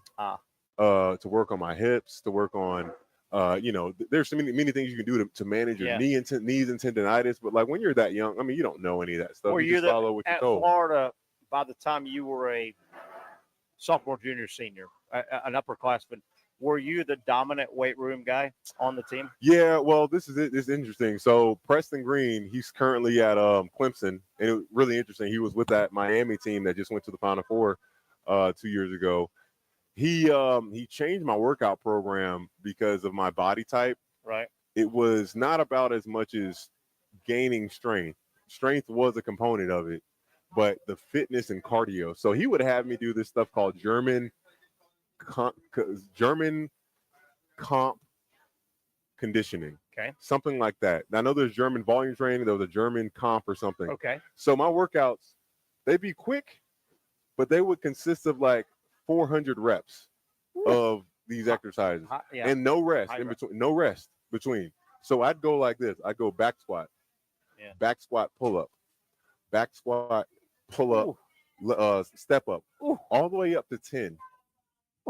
Yeah, and if you're not locked in and focused and wanting, that's a hard workout. Now, what's the time frame that you had to sit in that weight room? I mean, on was it 3 days a week, 2 days a week? But it changed. It was a long time. No, though, right? it all changed during the time of year. Where preseason, the summer probably is the time. Postseason, the summer is the time that I would say strength coaches have the most fun. Nice. Have the most fun. That's when they can really get after you and really get you to work on some things. And there's I don't know how much of that stuff actually helps you in terms of your physical ability. Yeah. Absolutely, there is help. But I think the struggle of going through that stuff with your teammates and pushing, I think there's more benefit in that. The team building. Did a guy like Preston Green, did he care about the basketball, or was Absolutely. was he the weight room guy? Absolutely cared about the The basketball. basketball was part of it. But he was one thing I loved about Preston. He didn't want, and it's just a weird quirk thing. He would never shoot the basketball. Really? Never. He said, "I'm a strength coach." Even just hey, Preston, shoot a layup. Nope, not doing it. Wow. It's just his focus, and I appreciate that. And he wanted you to see he was the weight guy. When you're working with me, I'm getting your body right. I got, I'm cheering you guys on. That you got plenty of guys for this stuff on the court. And another thing he did that changed the way I train. Apparently, there is no real benefit of listening to music while you work out. It can be a distractor. Okay. So when I train, yeah. I'd listen to no music. Really? Zero. Stay locked in and focused. That's totally different than the young crowd of the last 30 years. You got to have beats. It's tough, man. I remember. You got to have I had a class. Yeah. I had a class. When I was doing my master's at Florida, where you had to do something out of your comfort zone. Ran a mile or like 3 miles with no music. That was extremely uncomfortable. Was it? Yeah, man. I've never been to music. You want to hang out in here? You want to hang out in here? Yeah. You want to hang out in here? No, I don't want to. You don't want to hang in here? No, I don't want Yeah, to. you want to be in this? I don't want to be in that. No. Last thing before we go to break. Oh, man. Staying around your time at Florida, 4 years, high-level basketball, you played against some great players. We talked weight room. We talked size, bulk, strength. Was there one guy that just, you're like, this guy is an animal, and we're playing them tonight at Jarnell Stokes, number one. Stokes, man. Just an animal? Just Stokes. Just natural body size? Yeah, man. I mean, he's 6'9", Jarnell 6'8", 6'9", with 270 pounds. Yet he moved so well, and he was skilled. Trying to box him out, trying to keep him from getting around you. Man, what a struggle that was. He was an animal. Like he just had, he's a heavier guy. He had, majority 60% of his weight was in his legs, in his ass. 40% up here, but he could eat too. But he was Didn't he have a brother that went to Florida? Isaiah Stokes, and his brother was nothing like Jarnell. Like 6'4" guy, yeah. He was tall guy still, but he could not. He had no discipline. He was good at no discipline. Wow. And I hate to say this, but it's true. When he was transferring out, he left the dorm room, because I remember Duke telling me this, and Mike White telling me this. He left the dorm room a pig blinking sty. Really? Now, he was younger than you. Isaiah Stokes, yeah. Jarnell was roughly your age. Jarnell Stokes was a year younger than I am too. Yeah. But he was good. Yeah, man, he was good. He was tough, huh? Oh my gosh. What was your when you went one-on-one defensively? Did you try to body him up, or did you try to? So what we did, we trapped him right on the catch. As soon as he caught the ball, he was trapped. How far could he take his game out? Was he he wasn't shooting it as much then. I remember him. He could knock down, but he didn't need to, man. He offensive rebounds so well, for one. And if he got position on you down low, you're just hoping, like, he misses. If he gets you in your chest, that neutralizes your ability to really block his shot. Was Bruce Pearl the coach? No, Conzo Martin. Bruce Pearl. Conzo, yeah. Bruce Pearl left right before I came in, or got Conzo was Missouri guy. He was Tennessee, and then he was in Missouri afterwards. Yeah. Jarnell Stokes was a nice player. Really good player, man. Nice. I recognize that guy. Who is that? I don't know. Let's take a break and go say hi. You want to do that? Let's take a break here. Patrick Young, Terry Norvelle. It is a Thursday ditch. We're having a big time. Great. How about the weather? Is this perfect for the patio here? As long as it stays like this, and now we just keep it here. Hey, keep it here. We'll go to break in a quick second. You referenced one of our last times here, and I remember it last summer. It was like the one day. Summer's hot. We know that, right? Remember that one day we caught here? It was the hottest day in the history of the world. Remember I swear. That? Remember that, Pat? I swear it was, man. It was one of those days. I hated you. No, you went inside. Yeah, I hated you for making us. You were staying. You were like, I'm like, Terry, I gotta go back inside. It was that one day of the year, and it was on a Thursday, right? Remember how hot it was? And they had their little fan thing that does the water and keeps it cool. It was broken. Hot. It was, even if it was, oh my God, it was hot. Even if it was, I feel like you need 50 of those. So we got summer's coming. You know that, right? Yeah. Can you believe it's May 1st today? Today is my would have been my grandfather's 91st birthday. Oh, happy birthday! Yeah, right. Wow, how about that? 91st. Wow, I remember. Yep. He just passed not long ago. Yep, 2 Decembers ago, man. Yeah. It's very strange. Wow. All right, let's take a break. Gotta get my grandma on the show here one time. Anytime. Little Daisy Weston. Anytime. Let's take a break. We're having a good time. We've got some more topics to get into, including some baseball. We talked a little bit about LeBron. The 5 most improved teams after the NFL draft. I ran across this list from Sports Illustrated. We'll get into that's a good list. As we go. He's Patrick Young. I'm Terry Norvelle. Hang tight. We do it until 6 o'clock. The Young and Norvelle Show live from Sliders, Oyster Bar. For those dealing with pain from a sports injury, arthritis, or spine condition, Southeast Orthopedic Specialists offers innovative new non-surgical options. Our regenerative medicine treatments, including platelet-rich plasma and other regenerative treatments, use your body's own restorative cells to aid in treating injuries. These procedures are performed in our offices and typically require minimal downtime. If you want to get back to doing what you love, our regenerative treatment options may be right for you. For more information or to schedule an appointment online, visit our website.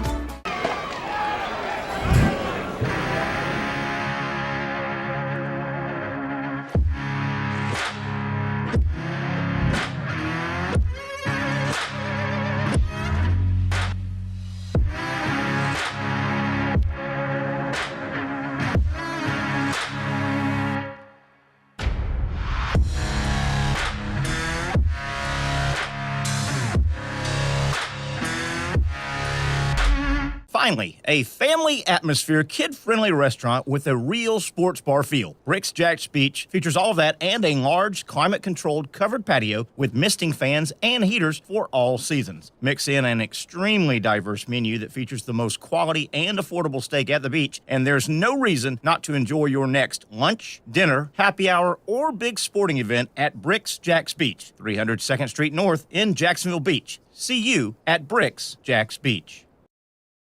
You really got to hand it to him. Hold on. The previous play is under further review. I'm not sure what he could review, but okay.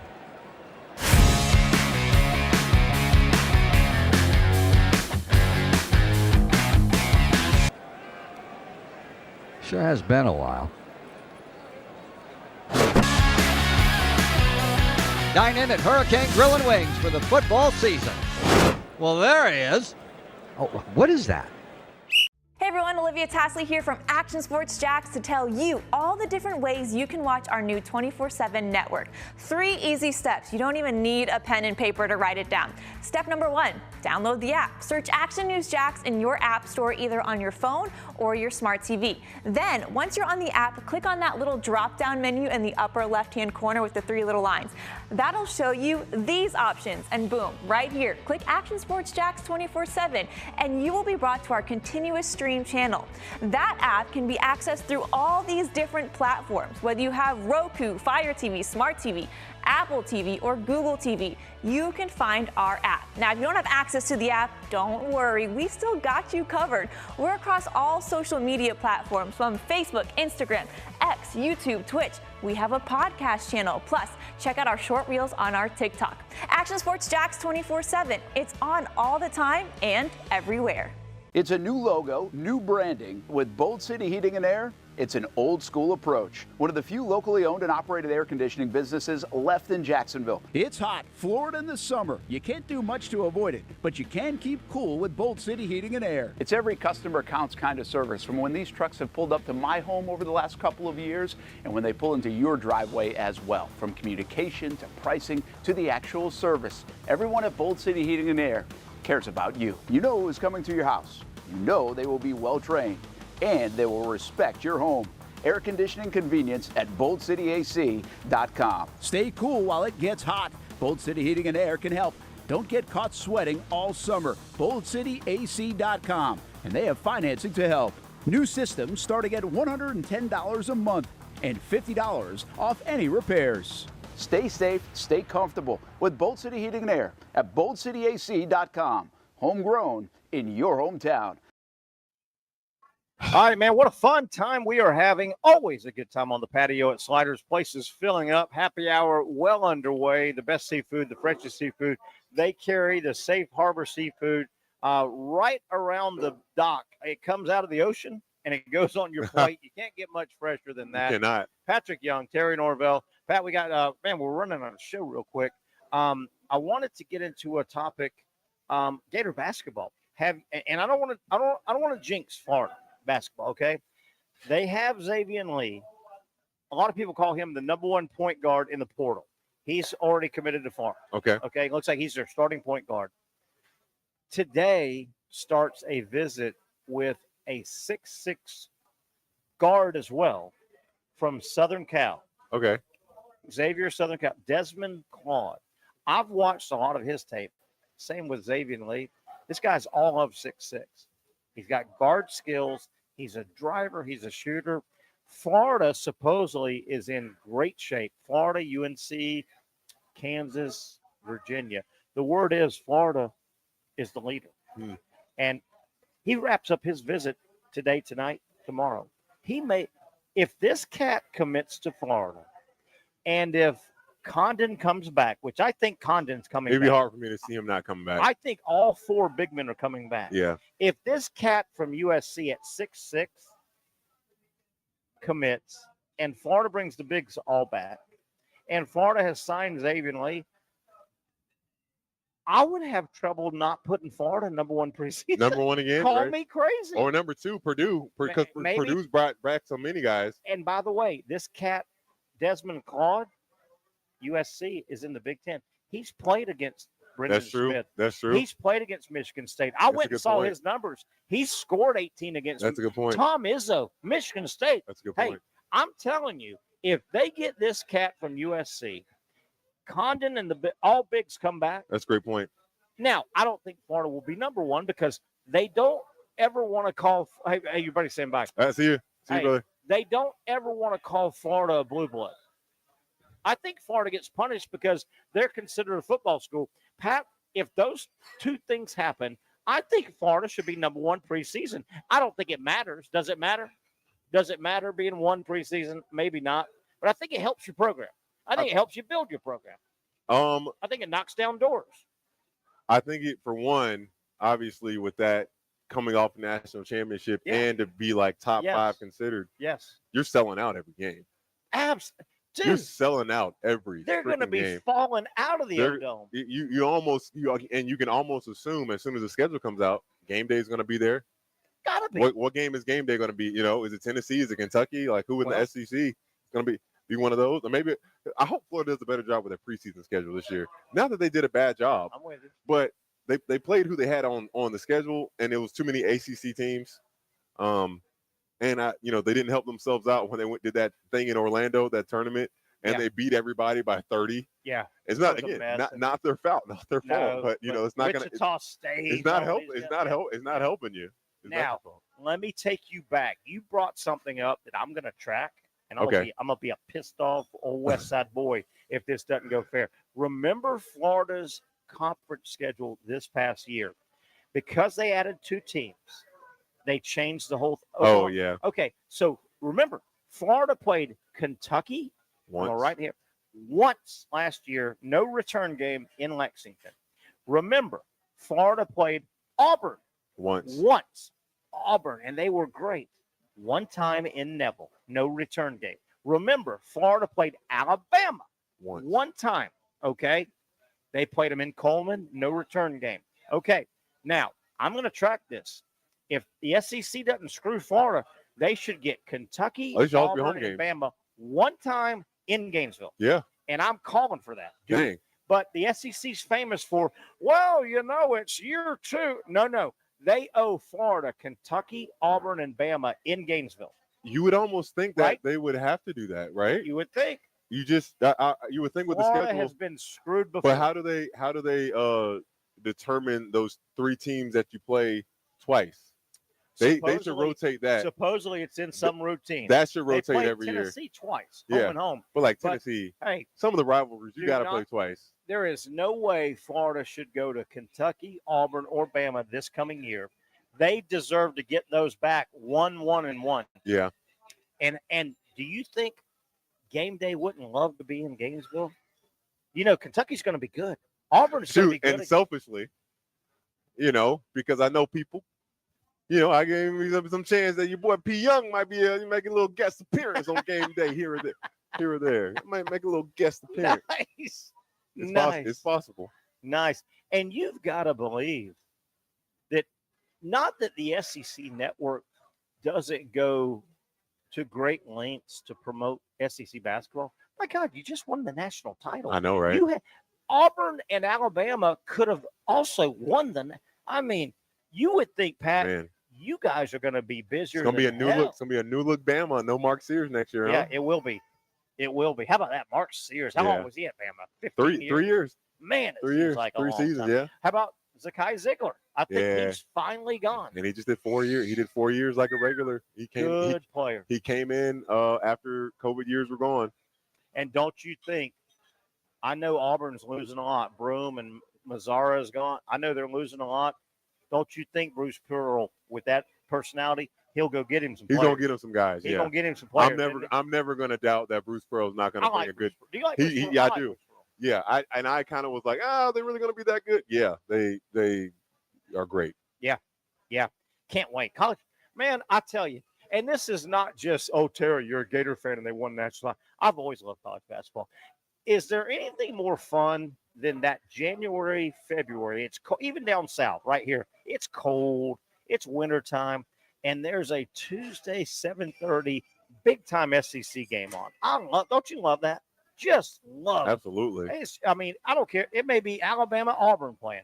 A lot of times it's Florida. Yeah. But, I love those Tuesday, Wednesday, SEC. You watch the boys, they set it up, and then they throw it to Neville.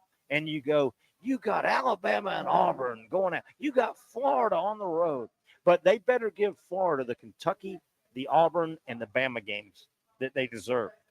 Do you know who has Florida announced their like fun tournaments like they do, like you were talking about? I don't think so. Not yet, right? But don't you? Is that once every 4 years, or you can do it every year? I'm saying once every 4 years you can go out of the country. Out of the country, gotcha. But they'll probably play a Orange Bowl Classic. I got you. Jordan Brand Classic or something like that. Yeah. Didn't they do that last year?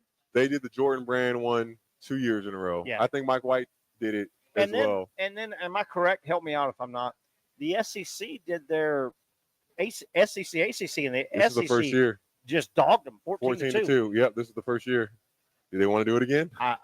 Could you imagine getting 14-2 again? Hey, the next year. You got to believe. Well, and is A&M going to be? They're rebuilding completely. Yeah. Texas, their new coach. What's that going to look like? Yeah. Who else I think of? Ole Miss should be fine. Yeah. Actually, no, they're losing a lot too. Ole Miss is losing a lot as well. They got a good coach. They had a good coach. Yeah, I thought Chris Beard was going to leave. He's a good. No, how about that? He stayed. I really thought he was going to leave. He stayed. Pat, have you followed? And we're just kind of bouncing around in the last 30 minutes here. Have you followed Gator baseball? They're starting to figure it out. Starting to figure out. No, I know they won 2 out of 3 against Arkansas, right? And that was big. Arkansas's good. Yeah. Have they gotten to 13 wins in the SEC? They're at 8 now. They got 9 games left. Okay, so there's a chance. They've got South Carolina, who's not real good. They need 2 out of 3. 3 out of 3 would be great. They're at Texas. Ugh. Texas number 1. Yeah, number 1. Texas is 9. Do you realize Texas is 19-2 in conference? And as good as Arkansas is, as good as Tennessee, Texas has like a 5-game lead on those guys. Texas, but you got to do it in postseason. You got to do it in postseason. Florida has 3 with South Carolina, 3 at Texas, and 3 with Alabama at home. There you go, Schwarzenegger. Yeah, Schwarzenegger. Schwarzenegger, yeah. Schwarzenegger. Look at him. Texas swept those guys. They swept A&M? 1 run, all 3 1-run games. Oh, wow. And Texas did beat them. Schwarzenegger beat his old team. Wow. You got to, man. Yeah. I'm not leaving. And he dressed down that poor kid. Remember? He dressed down the reporter, and he went back and apologized. If I talk to Gene tonight, I got to ask him to tell me some of your bad experiences you had with players or whatever. That just like, everyone's had, and it's not even your fault. You ask a question, the person responds the way they're going to respond. Hey, Patrick Young, you mentioned a moment ago during our show, your cousins with Travis Taylor, the great wide receiver at Florida. Rebolt, didn't he play at Rebolt? Was it Rebolt? Was he a Rebolt guy? Maybe not. That I don't remember. But played in the NFL. Coach Spurrier loved him. He was smooth. Wasn't he?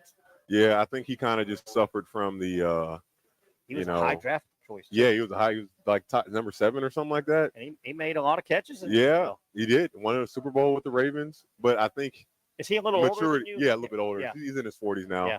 Maturity wise, he'll tell you he made some dumb mistakes. Probably wasn't as. But it's tough, man. When you're the meal ticket, you're the one that can change everything. How can you not build an ego? I didn't think of that. But also, were there people in his life at the time that could have helped him stop making, spending money too much, or give him a warning? Hey, that person's no good for you. Yeah. It's when money all those issues get amplified, or the probability is so much higher when you got a lot of money in your pocket. You got a lot of money in your pocket. I know. I mean, I ain't never been. Yeah, people pulling on you. Yeah, I mean, I've had, when I was, because just because you have the status as a professional athlete. Yeah. But try to strip that all away. All of a sudden, you didn't know you had an Uncle Joe. Where'd Uncle Joe come from? Yeah. Well, actually, man, like this happened to Casey Prather. He had no relationship with his dad, zero. Senior year, zero relationship. Ooh. And Casey's playing the best year of his career, and his dad just showed up. He's good. He was good. His dad just showed up. Meal ticket. Just showed up as thinking that he's how tough was that on Casey? Oh, it was tough, man. Like he didn't know how to handle it, man. We were, we sat with him, told him we got his back. Your dad. What do you do? Yeah, so, hey, man, we're with you, bro. Like don't even. Yeah. So that's a moment I'll never forget of something I experienced. And now you see like a lot of cases where like people like Dennis Rodman, that he's estranged from his daughter. Yeah. It's very weird. Yeah. Those relationships, or even Lawrence Taylor, or it's another guy that like has a whole nother family. Right. Shoot, was it Lawrence Taylor? A whole nother. It was some guy on a different side of the country. that his son became a football player or something, and like they had no relationship with a professional football player. It might have been LT. Oh, it might have been LT. Not good. Terry, I gotta hit it because I'm speaking. I'm speaking at a church. I'm speaking at a church tonight. Where you at? Lady of the Star. Wow, it's a Catholic church. You know what side of town that's on? It's about 20 minutes away. I'm going down A1A, heading down that way. All right. Well, I got an idea. Why don't you get the heck out of here? I can do that. I'll turn this down. Take your headset off. Good stuff, by the way. That is our buddy Patrick Young. Good stuff. Uh-oh. Yeah, you're going to. Oh, look at this guy's a professional. This guy's a professional. Look at there. Hey, that tells me he's wrapping up his headset now. That tells me you've been chewed out by a lot of floor managers over the years. You don't just throw your headset down, son. Not nice. All right, you good? You got everything? All right, you're heading out. That's Patrick Young. Good stuff today. We had a good show with Pat on it. We'll come back. Let's go ahead, Ben, take our final break, come back, reset the show, and we will get out of here. What a fun time on the patio at Sliders Oyster Bar. We'll be back right after this quick timeout.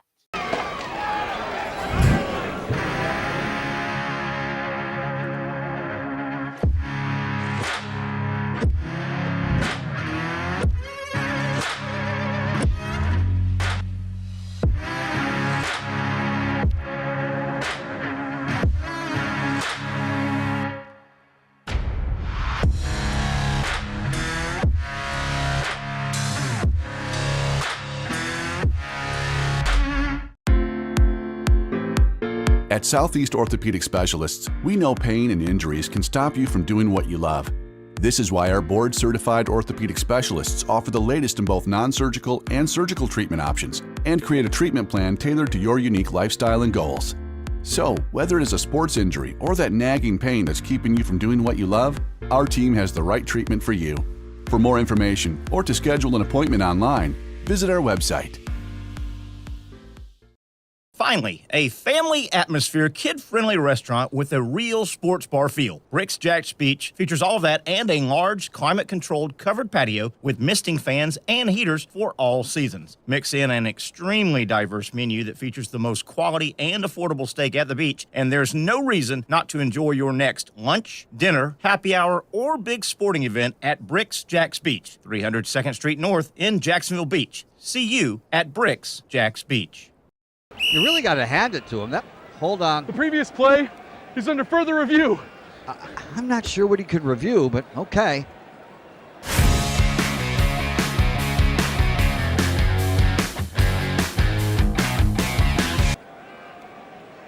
Sure has been a while. Dine in at Hurricane Grill and Wings for the football season. Well, there he is. Oh, what is that? The Action Sports Jax 24/7 network is streaming. I'm Stuart Weber, and I'm here to teach you a nice three-step process on how you can watch all your favorite programming from the Brent and Austin Show every weekday 10 a.m. to 1 p.m. or the Cup Date with me. It's fantastic. We talk NASCAR. It's a great time. Wednesdays at 1 o'clock. All right, first step, easy. Download the Action News Jax app. You probably already have it downloaded on your phone. So You might already have that one taken care of. Step 2, see that stack of pancakes up there? You click that stack of pancakes, and it's going to bring down step number 3, which is a full screen of all the different streams that you can click on, including the Action Sports Jax 24/7 stream. You click that, the video's rocking and rolling on your mobile device. You're watching all the shows you want to, and you're having a good time. You can also do it on your smart TV with the Action News Jax Now app. I do it on my Samsung TV at home. It's a great way to watch it on a nice, large screen for all the content. That's the Action Sports Jax 24/7 network. Hope you can find it. You trust CGC to make your water great, and now you can trust CGC with your plumbing needs as well. Fast, convenient scheduling, licensed and insured. A quick call away at 904-552-1242. You never know when you're going to have an issue with a shower, toilet, or maybe it's a sink that sometimes is easy to fix. All right, let's be honest. I'm not fixing anything. I'm totally staging this because when I have a plumbing problem, I call CGC Water Treatment and Plumbing. Trained professionals, transparent pricing, customer satisfaction. Small problem or even a bigger issue. Maybe you need a new tankless water heater or something a bit more intricate. The experts with 25 years of experience at CGC Water Treatment and Plumbing can do it all. Call 904-552-1242 or visit cgcwater.com. That's 904-552-1242 or cgcwater.com. CGC Water Treatment and Plumbing, an authorized independent Connecticut dealer. Florida license number CFC 1432579. What an absolute spectacular late afternoon coming into early evening weather day we've got cooking here down at the beach. I'm in Neptune Beach. We are at Sliders Oyster Bar, our Thursday home. We're here every single Thursday. Love broadcasting on the patio. I think that's one of the reasons Pat always comes down. Patrick Young comes down to Sliders a lot because it is a fun atmosphere. You know all about the place. I was here Sunday, had some friends, and it is a great weekend hangout, weekday hangout, indoor dining, outdoor here on the patio. You've got the full service liquor bar. The famous Julia is running it right now. Johnny Pop, the most awesome, well-known oyster shucker in our area. That is his oyster bar, Sliders Oyster Bar, known for Johnny Pop shucking those oysters right there for you. You can get them steamed, you can get them raw. The great seafood, the best seafood, the freshest seafood is served right here at Sliders Oyster Bar in North Florida. They get their seafood from their sister company, Safe Harbor Seafood. And you know what? I don't do a good enough job, and shame on me. Let me backtrack a little bit. Safe Harbor Seafood is featured here on the menu at Sliders. The parent company, Safe Harbor Seafood, right down the street. I mean, Mayport is right there. A couple of a driver and a 9-wood 9-iron away. If you are looking for a different seafood restaurant in our area, you can't go wrong. Safe Harbor Restaurant right there at the Mayport Ferry, you know, where the ferry goes across to get you to Hexter Drive. You will find Safe Harbor Restaurant because that is where you will find the Safe Harbor Seafood operation, and they have Safe Harbor Seafood Market. You may not want to dine in that night, but you want to go get your bulk seafood and take it home. They can take care of you with Safe Harbor Seafood Restaurant in Mayport or Safe Harbor Seafood Market. Take it bulk, buy it, and take it home, and then just enjoy it. Put it in your freezer. Cook some of it tonight, whatever night you pick it up, and then you've got the great Safe Harbor Seafood at your house. Not that we don't want you coming to the restaurants, including Sliders Oyster Bar. All right, Ben Dobbins producing. I'm Terry Norvelle. I want to thank Patrick Young. He stopped by for about an hour and a half. Pat off to a speaking engagement. Tomorrow we'll get deeper into this, but a big SEC baseball weekend. Not to turn our back on the ACC. Florida State has a big series in Tallahassee with Clemson. We'll get into some baseball tomorrow. Big weekend. The Gators making a late run. Looks like they are a couple of more conference wins away. I think Florida's going to get in. The Gators are playing good baseball. The story of SEC baseball this year, though, is the Texas Longhorns. My goodness, the Longhorns have hit the ground running. A lot of people said, well, hey, Texas, hey, Oklahoma, when you get into the SEC, don't think you're going to run roughshod like you have in the past in the Big 12. Well, don't look now, but Texas is running roughshod. They made the college football playoff year one, and Texas, and I know it's what have you done for me lately in postseason play in baseball, just like all sports, but Texas is 19-2 in college baseball, and I want to say, I noted it somewhere, not only the Longhorns 19-2, they've got like a 5-game lead over second place LSU and Arkansas, who are tied for second. And those two teams are really, really good. Texas has hit the ground running in the SEC, at least with the major sports, definitely the major sports. So we'll have a lot of baseball talk tomorrow, a lot of SEC baseball talk. Major League Baseball today. How about this? My main man, Paul Skeens, he got roughed up a little bit. Doesn't happen very often, but Pittsburgh, they played the Cubs in a kind of early afternoon game. That's a final. The Cubs have defeated the Pirates. Skeens got roughed up. Did he take the loss? Let me go see.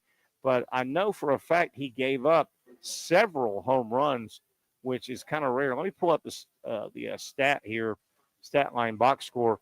The Cubs earlier today, they beat the Pirates, and the Cubs are good. They're 19-13. The Pirates 12-20.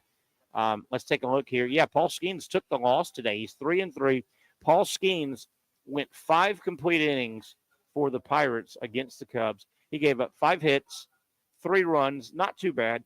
He had 2 strikeouts, which is a low number for him, 4 walks, which is a high number for Skeens, and I think he gave up several home runs. I'm trying to – yeah. The Cubs hit 3 home runs. They had 4 in the game. The Cubs hit 3 off Paul Skeens. So not a great. Still not a bad line, though. If you could tell me I had a major league pitcher that every time I ran him out, he would go 5 innings, give up 5 hits, 3 runs, 3 earned. He would walk 4. I don't like that number. He would strike out 2. I would like that higher, and give up 3 home runs. But you're still in the game. Obviously, the Pirates, they could not slow down the Cubs. So Paul Skeens today on the mound has lost a game for the Pirates. The Cubs playing good baseball. One of the surprise stories. The Rockies, we talked about yesterday, ugly loss for the Braves, losing the 3rd game to the Rockies 2-1. The Braves now flying, have come back across country. They will host the Dodgers Friday, Saturday, Sunday. But what that does, you may say, well, Terry, it's only 1 game. They play 162 freaking games. Why are you making a big deal with the Rockies? Well, the Rockies are 5-25. They're a terrible, terrible Major League Baseball franchise right now. The Braves, as the season plays out, they'll play the Rockies 1 more series. They'll play them twice. They're not in the same division. But right now, what happened with that loss, if you're a Braves fan, you need to note that in the back of your mind, and you say, hey, we need somewhere down the road during the season, the Mets and the Phillies need to at least stub their toe once to kind of get that game back. You need the Rockies to beat the Mets and or the Phillies at least one time to kind of get that back. And I know it's 1 of 162, but that could be the difference. You would hate to look up and say, man, the Braves, they missed the playoffs. They missed the wild card, or they did not win the division by a half a game. You remember that ugly 2-1 loss they had to a lowly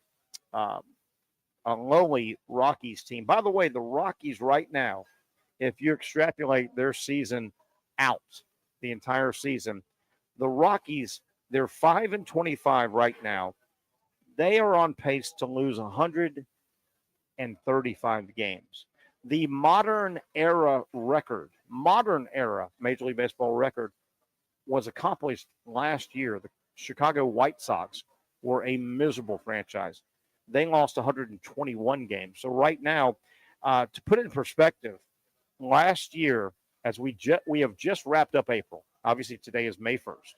So April is wrapped up. Last year, the Chicago White Sox won 6 games in April. This year's Colorado Rockies team, April's over. We're in May now. The Rockies won 5 games in April. So if you extrapolate the numbers, the Rockies are looking at a 135 loss season. Hopefully, they will turn it around somewhere and not, you hate those type of records. Those aren't good. There are some records you don't want to have, but it was an ugly loss for the Braves. The loss yesterday for Atlanta to the Rockies was amplified because also yesterday the Mets lost a ball game. So there was a chance that the Braves could have gained the game on the Mets. The Mets lost. The Braves were playing the Rockies, but the Braves lost. Just a bad situation.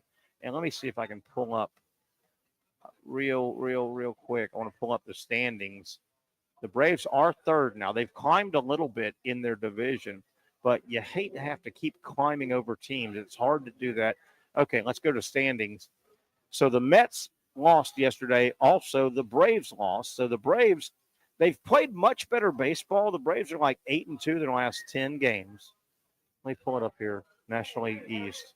Braves 14-16. So they would have gotten close to 500. The Braves 7-3 their last 10. They lost yesterday, or make that Wednesday. The Braves are 6 games out of first place, but they're also 3 behind Philadelphia. The Braves missed a good chance to gain a game on the Mets. The Mets 21-11, Philadelphia 17-13, Atlanta 14-16. Braves 6 games out, even though, and you hate the fact that the last 10 days to 2 weeks, the Braves have played better. Now, they've played some bad competition, but you got to go out and win games. It's a long season. Braves have played better. They've grinded to a 7-3 record the last 10. You'll take that and run to the house if you're in Major League Baseball. But they've basically gained no ground. They're still 6 games behind the Mets. And I know it is very early. Very early. We talked about it. We'll do some SEC baseball tomorrow. A lot of big series coming up. If you're counting, we talked a little bit. Florida is at South Carolina. The Gators are sitting on 8 conference wins. You play 30 conference games in the regular season. The SEC has never sent a team to postseason play that has won less than 13. 13 is kind of the magic number. Florida is sitting on 8 conference wins. They need to get to 13 to be safe. They have 9 conference games left. They have 3 3-game series left. So just doing that math, Florida needs to go at least 5-4 in those 9. There is conventional talking out there, though, that Florida has played such a tough schedule. They might be able to get an at-large bid into the baseball regionals with 12. But no matter what, getting to 13 would really make that selection Sunday less stressful. The Gators have 3 against South Carolina. They are not very good this year. So the games are in Columbia. Florida really needs to go get 2 at South Carolina. The Gators then are at Austin, Texas. It's been a tough road to hoe if you've played Texas. The Longhorns, the clear number 1 team in the nation, gaudy record. They're 19-2. If Florida could get 2 at South Carolina, if they could squeeze out a win at Texas, and then the Gators close their conference regular season at home against Alabama, 3 in Gainesville. You almost need to go get 2. A sweep would be – Alabama's pretty good now. They've been ranked around 15th all year. If they could get 2 at home against Alabama, that's 2, 3, that's 5. 8 plus 5, there's your 13. That ain't going to be easy. That is not going to be easy. Boy, oh boy, it's tough to sweep anybody in the SEC. I get that. If Florida could somehow get a sweep this coming weekend, get 3 of the 5 you need in Columbia, go steal 1 in Austin, and then it's doable at home for the Gators. So there's their path. Don't want to forget FSU. The Noles, 31-9 on the season. They are 12-6. They're like 3rd, tied for 2nd, actually, in the ACC. The Florida State Seminole baseball program, they have a big series coming up. They will host Clemson. Clemson, 13-8 in conference. FSU, 12-6. I think both of these programs are pretty safe in hosting a regional, but FSU wants to finish strong. They are chasing NC State. North Carolina's kind of in the mix as well, but it looks good for Florida State. I bring up the Noles on the heels of the Gators because I think Florida, as weird as this sounds, as bedfellows, the Gators want FSU to host because if Florida gets an at-large bid, the Gators, I think, would love to get sent to Tallahassee, right down the road. They're familiar with the ballpark. They've beaten FSU 2 out of 3 times, and Florida would have a nice crowd in Tallahassee. No matter who they're playing, the Gators would have a nice crowd. All right, that should just about wrap things up here on a Thursday. Enjoyed bringing it to you. Thanks to Patrick Young for stopping by as he is heading to a speaking engagement. Pat should join us again tomorrow. We'll have Brent Beard on tomorrow, heading into a busy SEC baseball and actually softball weekend. Big weekend for softball in Gainesville, as well as the Gators are tangling with the Oklahoma Sooners, one of the best programs in softball in the country. So a lot of softball and baseball to talk about tomorrow. We'll get you set up going into the weekend. Any breaking news with Major League Baseball? Braves-Dodgers start their series tomorrow. Big one for the Braves. They need to take some games from the Dodgers, who roughed up the Braves earlier in the year. That and a whole lot more coming up. Don't miss tomorrow's edition of the Young and Norvelle Show. We get together 4 o'clock till 6 right here on Action Sports Jacks. Have a great rest of your Thursday, everybody. We'll talk to you tomorrow at 4 o'clock. Finally, a family atmosphere, kid-friendly restaurant with a real sports bar feel. Rick's Jack's Beach features all of that and a large, climate-controlled covered patio with misting fans and heaters for all seasons. Mix in an extremely diverse menu that features the most quality and affordable steak at the beach, and there's no reason not to enjoy your next lunch, dinner, happy hour, or big sporting event at Rick's Jack's Beach, 300 2nd Street North in Jacksonville Beach. See you at Rick's Jack's Beach.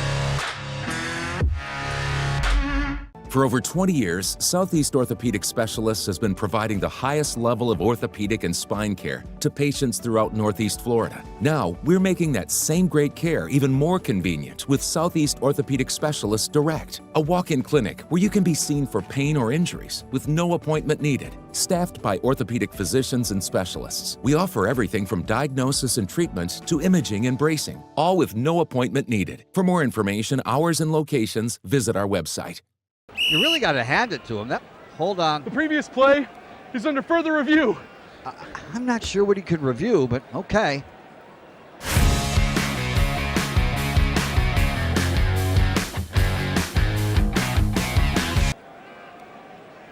Sure has been a while. Dine in at Hurricane Grill and Wings for the football season. Well, there he is. Oh, what is that?